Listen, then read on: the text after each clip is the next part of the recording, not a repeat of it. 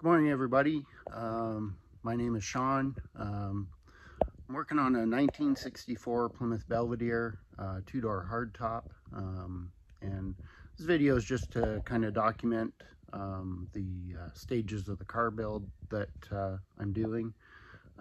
This is all a DIY project. By no stretch of the imagination am I any kind of a body man or a car build expert. In fact, probably far from it, but I thought it'd be kind of interesting, and some friends encouraged me to, maybe put this build on video a little bit. And so we'll give you a quick walk around of the car here, and then if you'd like to follow along, we're going to be posting videos of the build as it progresses and some of the things that we're doing. The whole theme of this car is to be a pro touring car. My goal is to be able to take the car on drag and drive events, so just to get as much enjoyment as possible from it. So hope you enjoy the ride with us and the overall build strategy.